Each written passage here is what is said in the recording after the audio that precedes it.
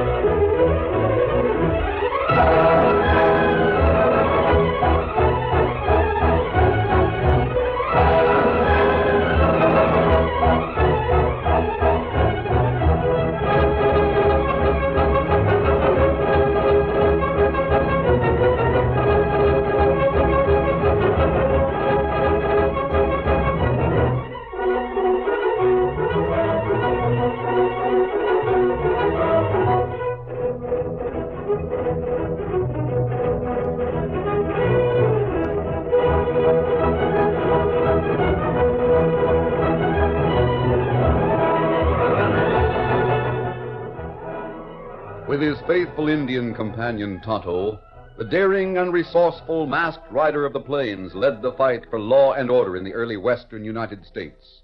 Nowhere in the pages of history can one find a greater champion of justice. Return with us now to those thrilling days of yesteryear. From out of the past come the thundering hoofbeats of the great horse Silver. The Lone Ranger rides again. Come on, Silver! Let's go, big fellow! I am Silver!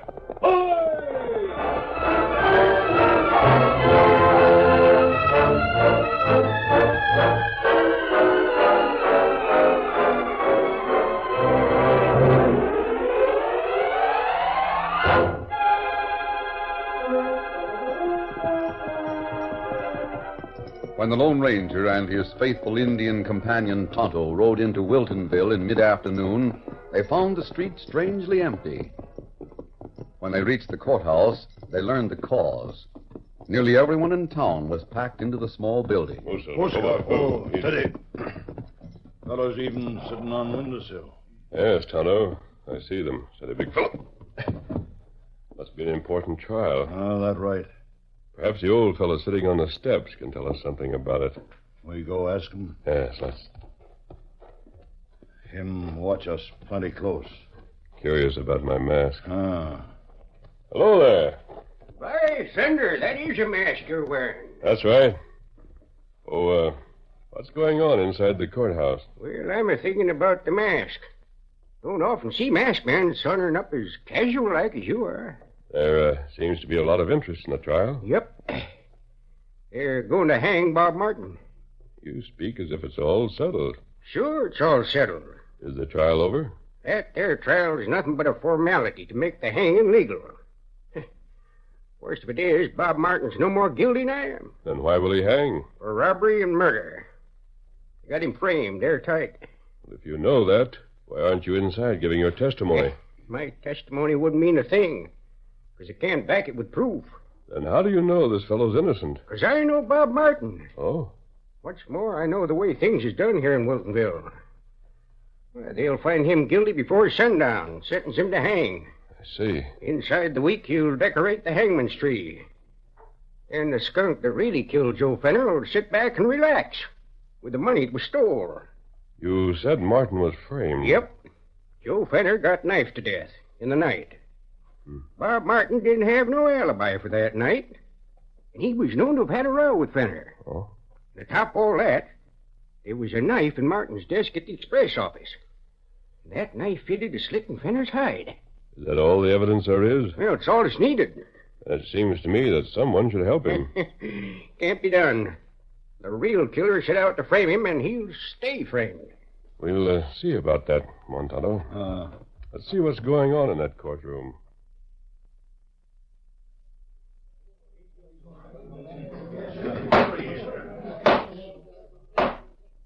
Has the jury reached a verdict? We have, Your Honor. The foreman will rise and read the verdict. We, the jury, find the prisoner guilty as charged in the indictment. Judge, I didn't steal any money or bonds, and I didn't kill Joe Fenner. Martin, you... Oh, I know there's no use denying it anymore. I know I've been found guilty, and I know I'll hang. There's just one thing I'd like to do before they hang me. Any reasonable request to be granted? I want to speak to my mother. Just a minute, Martin. Your mother's on a ranch, isn't she? Yes, sir. It's about 2 hours from here on a good horse. She can't come here. She's not able to get around very much. And after I'm gone, she'll need cash. She'll need it bad, and I have some cash hidden away. The stolen cash? No, sir. It was bonds that were stolen. This is cash that I've been saving up for a long time. I wanted to surprise her with it. That's why I kept it hidden. More don't know anything about it. I'm afraid your request is unreasonable. We can't let a condemned man leave town. Judge, there can be a dozen guards with me. I've got to speak to Mo. I've just got to. If you want to send a message to your mother, I'll see that it's delivered. You mean I should tell someone where the cash is hidden? That or write a note? A note could be read by anyone, couldn't it?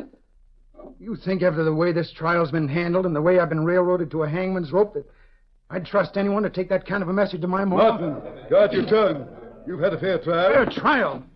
Every bit of evidence was framed. Any fool could see that. That's enough. You've had your say. It is the sentence of this court that you be taken to prison and held there until daybreak on the morning of the 14th of this month, at which time you will be taken to the courtyard and hanged by the neck until dead. And may the Lord have mercy on your soul.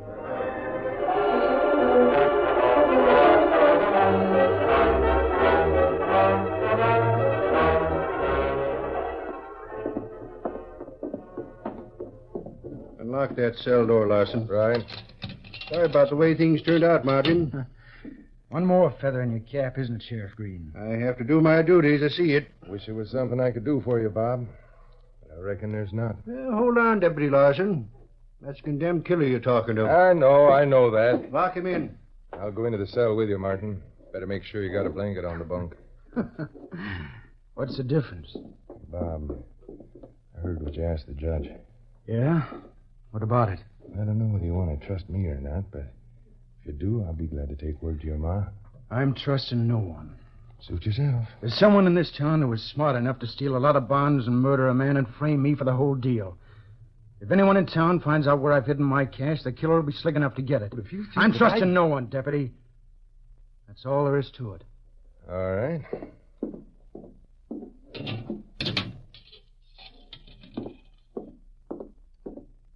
Well, Larson, did you have a blanket?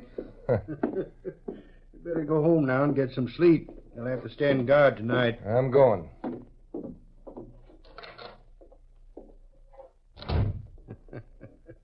Didn't get far. Martin, Well, what do you want, Sheriff? step over to the bar so I can talk easier. What is it? I heard what Deputy Larson was saying. And you heard what I told him. Don't trust anyone, do you, Bob? No, I don't. Makes it sort of tough for your ma, don't it? Seems a shame for her to be in want when there's cash that could be hers if you just open your mouth. Meaning that you'll take word to her if I tell you where the cash is hidden. Yep, I told Larson I didn't trust anyone. I meant it. but I'm the How many sheriff. times have I got to say it? I'm not trusting anyone.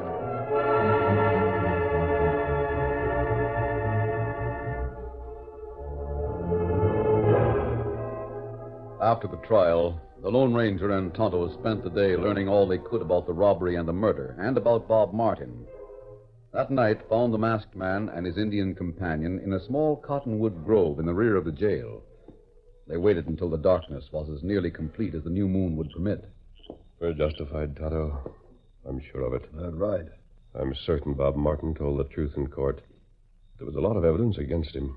You think there's no way to find the real killer? I don't know, Kimosabe. Been trying to think of some plan. I haven't been successful. The murderer seems to have covered his tracks mighty well. That's right. However, we'll not give up until the trap is sprung beneath Martin's feet. In the meantime, we'll see that he gets his last wish. It's dark now. I'll get in it darker. All right, come on. Leave the horses right here. There's only one fella on guard at jail. Me find that out. Did you find out who he was? Him deputy, name of Larson. Oh, I remember him. He was in court. Oh, wait. What matter? I want to look at the jail. The light in one window. Must be the window of Bob Martin's cell. Have to be careful how we close in. Now on, not a sound.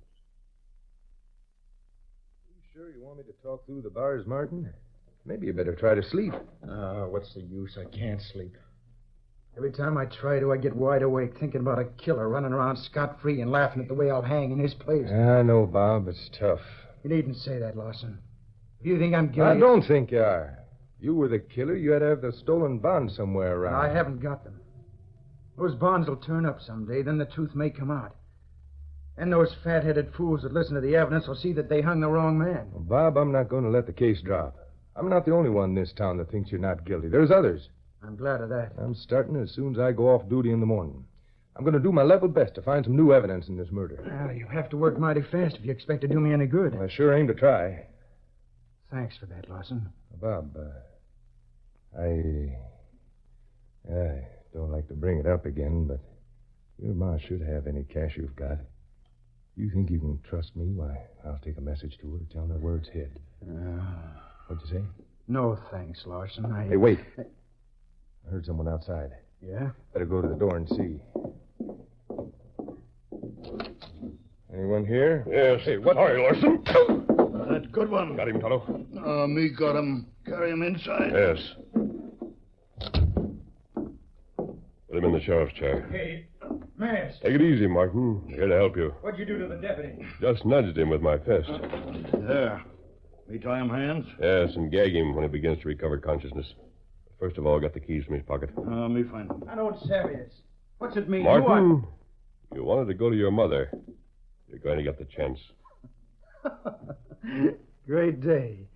Don't tell me that you're going to do me favors like the others. What's that? Never mind. Just forget it. Here, your keys. Good. Now we'll let you out, Martin. Don't bother. What? I said don't bother. I'm not falling for your trick. Trick? I'm to go and tell Ma where the cash is hid, and you tag along and take it. That's the play, isn't it? You think that we... Of course you do. What else could you think? I'm wearing a mask. Yeah. You're the fifth man that's made a play for that cash. The fifth? Yeah.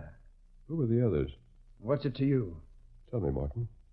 Everyone wants to do a favor for me. Yeah. Yeah, now that I'm the hang and I've got no end of friends.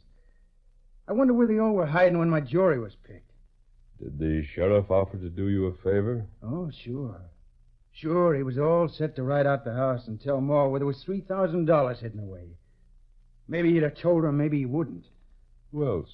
The deputy, Larson, was all for doing me a great big favor with trimmings. Only maybe he'd have done himself more of a favor than he did me. You said there were 4 before I came here. Old Lem Foster was here, too. He visited me a little while before I was locked up. Lem Foster's convinced that you're not guilty. Yeah. And the judge is convinced that I am, but even he was here. Offering to ride to my mother and tell her about the case. The judge, the sheriff, the deputy, and Lem Foster. And now you. Well, save your time and energy, see? I don't want any favors. Someone killed Joe Fenner for his bonds. I'm hanging for him, see? He's still at large, and I don't want the same murdering skunk to kill my ma for that cash. I see. Now get out. Get out and leave me alone. No, Martin. I have a better plan. Huh? I'm not going to get out, and neither are you. But we are going to have a talk. A long talk. Tonto, you see that the deputy stays asleep.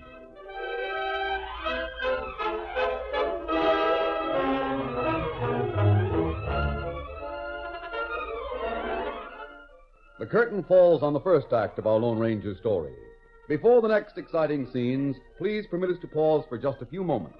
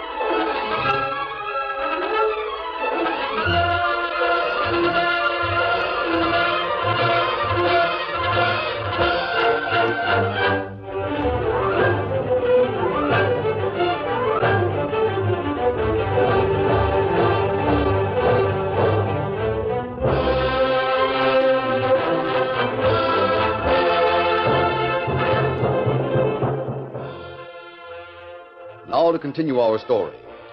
It was quite late at night when Deputy Larson finally regained consciousness. He found himself in the chair at the sheriff's desk. It took several minutes for him to get his bearings. Then he saw that Bob Martin was still awake and watching. My jaw. What happened? You got knocked out, Larson. I remember a masked man. Yeah, there was a masked man here all right enough. He left something there on the sheriff's desk. Left something? Where? Right there. He said it was a special bullet. Said you'd know what it meant. Here it is. Silver. Said to tell you that his horse was called Silver. He seemed to think you'd know who he was. Horse named Silver. Silver Bullet. Great Scott. Huh? I get it. What do you mean? You know that man? I think I know who he is. Listen to me, Martin. Listen to me. What's the matter with you? What'd the masked man say? What'd he tell you? Well, he said he was satisfied that I wasn't guilty of murdering Joe Fenner and that I wouldn't hang for it. Gosh, I wish I could believe him. Why'd you decide you weren't guilty? Well, I guess the main reason was because the bonds that were stolen from Joe Fenner haven't been found. He figured they'd have turned up if I'd killed him. I see. Larson. Since he left, I've been watching you. Unconscious in the chair. Yeah? I decided on something. Well? Now, look, I can't count on what the masked man said. I don't see how he can find the real killer in time to save me from hanging. Neither do I. On the other hand, he might. At any rate, I decided that I've got to trust someone. You offered to do me a favor. The offer still holds, Martin. All right. And I'll tell you where I hid my cash. Now, listen careful.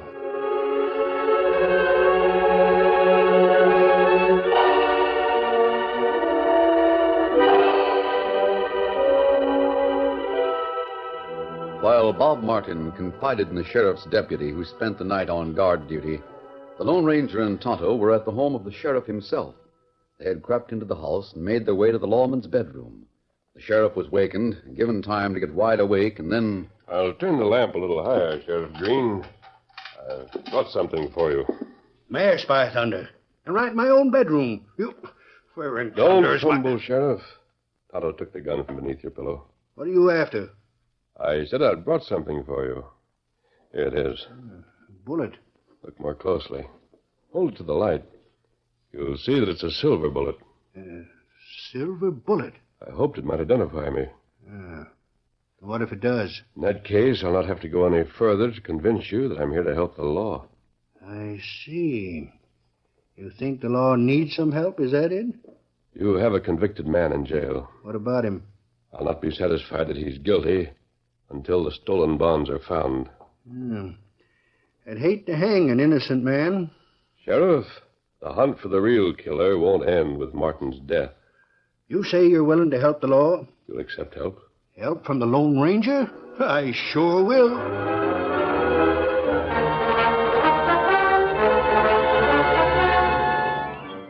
From the home of the sheriff, the Lone Ranger made his way to the palatial home of the judge, who, roused from sound sleep, was also given a silver bullet which identified the intruder.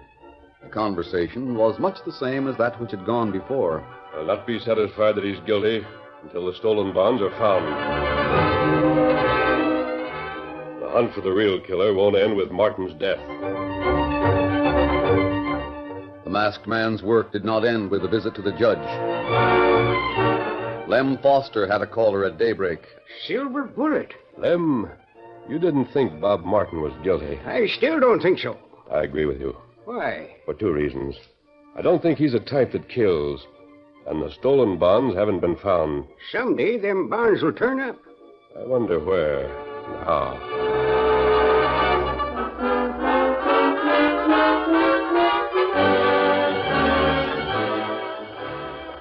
The following day brought Lem to the jail to visit Bob Martin. Bob's attitude had changed considerably. Lem, I've done a lot of thinking since yesterday. I've got to trust someone. I've got to trust him all the way. Yes? Will you do me a favor? Anything I can do? I want you to take a message to my ma. You mean about the cash you got hid? Yes. I'm going to tell you where it can be found. If you'll promise to go to my ma tonight and tell her. Right. And one thing more, Lem. Yeah? You've got to swear that you won't tell anyone, not anyone, that I've trusted you. Well, Judge, good morning. Good morning, sir. The judge has just come in. Close that door, will you, Judge? Now listen careful, Lem.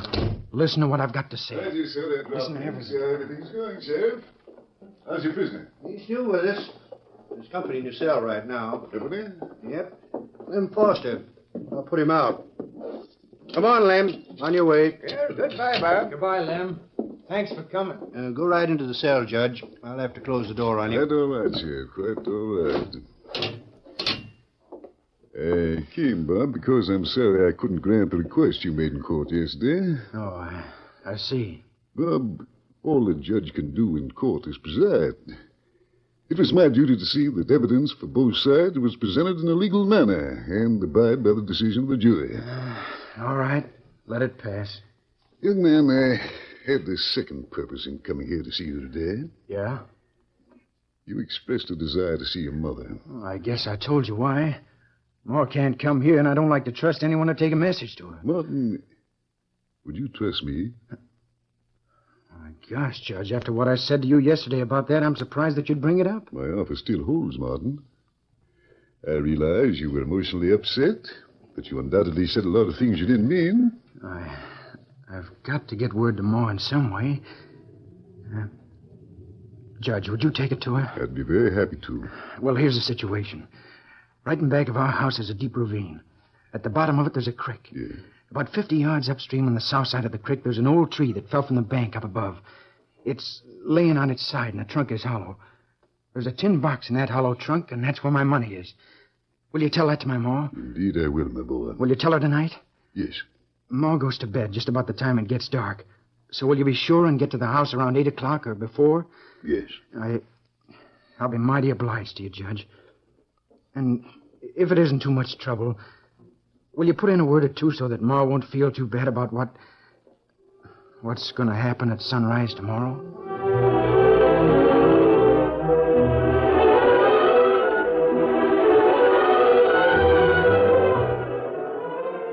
That evening, the Lone Ranger and Tonto reined up after a 2-hour ride from town and dismounted near the home of Bob's mother.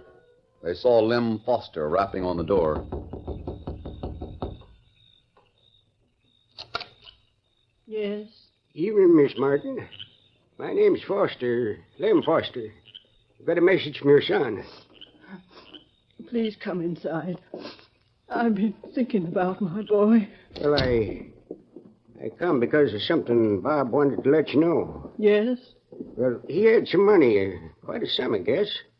He's got it hid, intending to surprise you. Oh, please excuse me a minute. Howdy, Mrs. Martin. Sheriff Green. Mind if I step inside? Why, no. Come in. I've got...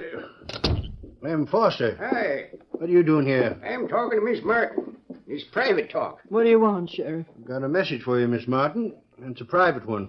It's from your son. You mean to say he trusted you with the message? After the way you rushed him to jail, to trial, and back to jail? He knows that I did nothing but my duty. Don't tell me he gave you a message from Miss Martin. He sure did, and what's more... My sake, someone else. Evening, Mrs. Martin. I see horses outside, so if you want Larson! company, Sheriff Green and Lem. What in tarnation brings you here? Why, Don't tell me you got a message from Bob Martin. What? Did he tell you to keep it secret like he did me? Hey, what is this? Are you two here for the same thing I am? You're all here for the same thing. Well, there he is, ma'am. Now, look here, mister. When you called on me, You're you not the said... only one I called on, Sheriff. I called on several others, and each got the same message. There were 4 men who offered to do a favor for Bob Martin. It seemed reasonable to suppose that one of the 4 was the man who framed him. Well, you know. Each of those men was told that the Lone Ranger would conduct a manhunt, even after tomorrow's hanging. Each of those men was made to understand that stolen bonds would identify Joe Fenner's killer. You spoke of the Lone Ranger. Well, that's him, ma'am, right there. Oh, Today, Bob Martin accepted the offer of each man. He told 4 of you where he'd hidden money. He asked each of you to come here to his mother. Well, I came just before 8, like he asked me to. Number 1, Alem. And the sheriff was next. Number 2. I got here as soon as I could put another deputy on guard at the jail. 3. Number 4 waited for darkness to cover his movements. Who's he? Where is he? Tonto's watching him. Come with me and we'll see what the judge is doing.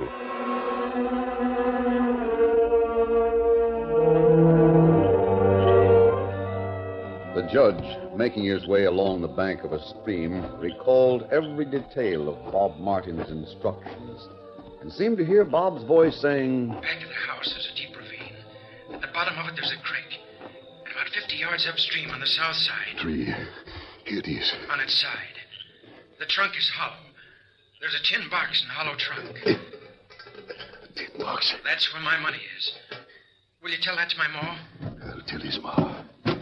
First, I'll change the contents of this tin box. Stop it. Pick up that box, Tonto. We got him. Hey, get him up, Judge. You come it. Sheriff, Lawson. We're all here, you skunk. Well, wait.